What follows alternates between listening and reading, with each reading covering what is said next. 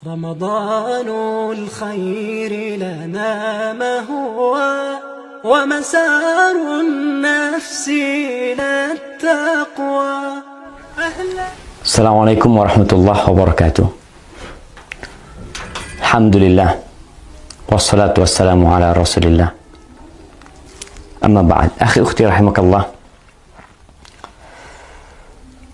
mendengarkan sebuah cerita yang aneh, menyeramkan, terkadang disenangi oleh sebagian orang. Tapi bagaimana kalau ternyata cerita yang disampaikan adalah bohong dan dusta? Maka kita tidak akan suka dengan pelakunya. Lalu bagaimana pula kalau ternyata cerita tersebut disandarkan kepada Nabi alaihi salatu wassalam, padahal Nabi tidak pernah mengucapkannya? Kalau di negeri kita sekarang, pemerintah sedang memerangi hoax, dusta, maka para ulama umat Islam sejak dahulu kala memerangi dusta atas nama Nabi alaihi salatu wassalam. Tadi pagi ana mendapatkan kiriman sebuah video pendek yang menceritakan tentang bakal terjadi sesuatu yang mengerikan apabila pertengahan Ramadan itu tepat pada hari Jumat. Dengan semangat dia membacakannya, membuat orang yang menontonnya akan tertarik dan mungkin percaya. Dan memang dusta apabila diulang-ulangi, disebarkan, terkadang bisa menjadi sesuatu yang diyakini oleh manusia kebenarannya, padahal itu hoax. Dan Rasul sallallahu alaihi wasallam mengatakan, "Man kadzaba alayya muta'ammidan falyatabawa maq'adahu minan nar." Barang siapa yang sengaja berdusta atas nama aku, hendaklah dia bawa kursinya, tempat duduknya ke neraka. Maka jangan mudah-mudah menyebarkan hadis palsu, hadis dhaif, kecuali memberikan penjelasan. Kalau hadis itu palsu atau hadis itu dhaif. Ana akan bacakan hadisnya. An Ibnu Mas'ud, dari Abdullah bin Mas'ud radhiyallahu taala anhu qala Rasulullah sallallahu alaihi wasallam, Rasulullah sallallahu alaihi wasallam bersabda, padahal Nabi tidak pernah menyabdakan hal ini. Idza kana sayhatun fi Ramadan fa innahu yakunu ma'ma'atun fi Syawal wa tamyizul qabail fi Dzil Qa'dah wa tasfikud dima' fi Dzil Hijjah wal muharram wa mal muharram yaquluha 3 marrat hayhata hayhata yaqtulun nas fihi harajan haraja. Qulna wa mas sayhatu ya Rasulullah? Qala hadhihi fi nisfi min Ramadan lailatul Jum'ah fatakunu hadhihi tuqidun naim wa tuqidul qa'im wa tukhrijul awatiq min khudurihinna fi lailati jum'atin fi sanatin kathiratiz zilzal wal barad. Fa idza wafaqa syahru Ramadan fi tilka sanati lailatul Jum'ah fa idza sallaitumul fajra min yaumil Jum'ah fi nisfi min Ramadan fadkhulu buyutakum wa aghliqu abwabakum wa saddu kukakum wa dathiru anfusakum wa saddu adhanakum fa idza ahsastum bisayha fakharru lillahi sujjadan wa qala subhanal quddus rabbunal quddus fa inna man fa'ala dhalika naja wa man lam yaf'al halak. Jamaah rahimakumullah, Ramadan tahun ini, tanggal 15 Ramadan, insya Allah hari Jumat. Ini yang menyebabkan penyebar hadis ini. Karena hadis ini seakan-akan akan berlaku tahun ini. Yang artinya, dari Abdullah bin Mas'ud radhiyallahu ta'ala anhu, Rasulullah sallallahu alaihi wasallam bersabda, apabila ada suara dahsyat tepat di bulan Ramadan, maka itu akan terjadi beruntun sampai bulan Syawalnya. Banyak di antara golongan manusia lebih memisahkan diri. Mereka bergerombol-gerombol di bulan Dzulhijjahnya. Pertumpahan darah banyak terjadi di bulan Dzulhijjah tersebut. Juga semakin klimak ketika masuk di bulan Muharram. Rasulullah SAW menyebutkan hal itu 3 kali. Apa yang harus kami lakukan di bulan Muharram? Para sahabat bertanya, sayang. Sungguh sayang, kata beliau.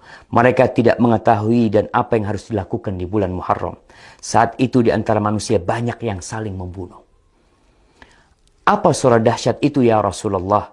Sahabat bertanya kepada Nabi SAW. Suara keras itu adalah mulai terjadi di pertengahan bulan Ramadan yang bertepatan di malam Jumat. Suara dahsyat itu mengagetkan orang-orang yang sedang tidur, menjatuhkan orang yang sedang berdiri. Segala benda terhempas jauh keluar dari tempatnya. Atau para wanita yang masih gadis akan keluar dari kamar-kamarnya. Malam Jumat pertengahan Ramadan itu terjadi goncangan dahsyat dan cuaca sangat dingin. Banyak sekali terjadi gempa. Banyak sekali yang seperti yang kita lihat lah. Gempa di mana-mana mungkin. Kemudian apabila bulan Ramadan itu tepat di tahun itu, dan kalian sedang melaksanakan sholat subuh malam Jumat di pertengahan bulan Ramadan tersebut, masuklah ke dalam rumah, kuncilah pintunya, tutuplah kepala kalian, lindungi tubuh kalian, dan tutup telinga kalian. Apabila kalian merasakan suara dahsyat, bersyukurlah, sujud. Nih, ada sujud. Kita tahu sujud itu ada sujud syukur, sujud tilawah, kemudian ada sujud sahwi, ada sujud ketika sholat. Ini sujud ketika mendengar suara keras. Membaca Subhanal Quddus, Rabbunal Quddus. Karena sesungguhnya apabila kalian melakukan itu, niscaya selamat. Jika tidak, tentunya akan binasa. Ini tersebar jemaah di beberapa tulisan. Ini ambil dari beberapa tulisan yang ada di internet. Kemudian video itu juga telah tersebar, yang disebarkan oleh ya entah siapa yang menyebarkan hal itu, menyebarkan hoax. Kita lihat sekarang bagaimana hukum hadis ini. Para ulama menjelaskan hadzal hadis munkar la yasih. Hadis ini munkar, tidak benar. Al-Uqaili mengatakan laisa li hadzal hadis aslun min hadithi thiqah. Hadis ini enggak punya dasar dari perawi yang thiqah, wala min wajhin yathbut, dan enggak ada yang benar dalam hadis ini. Itu disebutkan dalam Ad-Du'afa Al-Kabir. Dan Ibnul Jauzi mengatakan hadis ini hadza haditsun maudhu. Hadis ini palsu atas nama Nabi SAW. Kemudian Syekh Albani mengatakan maudhu'un, hadis ini palsu, diriwayatkan oleh Nu'aim ibn Hammad dalam kitab Al-Fitan. Dan Al-Imam Al-Zahabi mengatakan qultu dha maudhu' wa maslama saqit matruk. Ini hadis palsu. Perawinya ada yang matruk, yang dituduh berdusta jamaah. Ditinggalkan. Lalu kita meriwayatkannya, menceritakannya kepada umat, menyebarkannya. Atas nama Nabi SAW. Nabi bersabda, padahal Nabi tidak pernah menyabdakan hal itu. Jamaah, ma min qaul. Tidak ada satu ucapan yang keluar melainkan ada raqib, ada atid. Ma yalfidu min qaulin illa ladaihi raqibun atid. Akan ada yang mengawasi, mencatatnya. Tapi mungkin sebagian mengatakan, Ustadz kan boleh meriwayatkan hadis dhaif. Kan ada ulama yang berpendapat seperti itu. Kan ada khilaf di antara para ulama. Nah, Anda akan sebutkan para ulama yang membolehkan meriwayatkan hadis dhaif. Yang pertama, mereka mengatakan ini dalam fadailul a'mal. Dalam fadilah beramal. Bukan dalam menceritakan hal yang gaib. Yang mana itu berkaitan dengan akidah seorang hamba nanti. Boleh mengamalkan hadis-hadis dhaif dalam fadailul a'mal dengan catatan 3. Yang pertama, hadisnya tidak terlalu dhaif. Kalau yang tadi palsu. Yang kedua, hadis ini masuk dalam kaidah umum sebenarnya.